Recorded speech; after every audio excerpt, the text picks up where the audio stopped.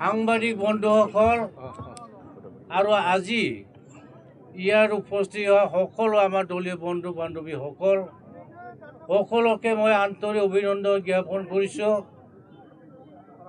গতিকে আপোনালোকে চাইলেণ্ট থাকক আৰু আপোনালোকক মই অনুৰোধ কৰিব বিচাৰিছোঁ যে গতিকে আপোনালোকে অলপ ধৈৰ্য ধৰি থাকক।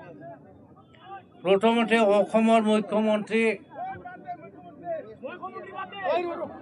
হিমন্ত বিশ্ব শৰ্মা আৰু বিজেপিৰ সভাপতি আৰু লগতে আমাৰ BTCৰ সন্মানিত সভাপতি শ্ৰীযুত হাগ্ৰামা মহোদয় ডাঙৰীয়ালৈ আমাৰ বিজনী জিলাৰ তৰফৰ পৰা হিয়াৰ পৰা অভিনন্দন জ্ঞাপন কৰিছোঁ।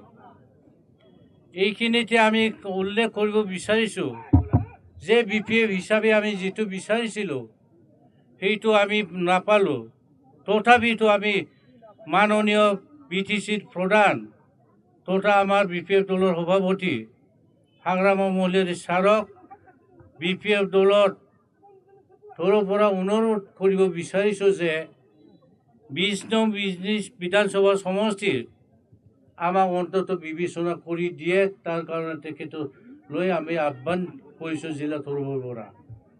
আৰু নহ'লে 20 নং বিজনী বিধানসভা সমষ্টিত বন্ধুত্বমূলক প্ৰতিদ্বন্দ্বিতা কৰাৰ বাবে আমি ছাৰলৈ দাবী জনাইছোঁ।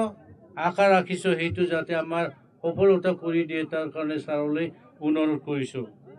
আৰু এটা কথা ক'ব বিচাৰিছোঁ, ইয়াৰ পিছতে আমি এটা প্ৰতিনিধি দলে ছাৰলৈ আমি দেখা কৰাৰ কাৰণে আৰু এই বিষয়ত সম্পূৰ্ণ আলোচনা কৰাৰ কাৰণে আমি যাবলৈ ৰেডি হৈছোঁ।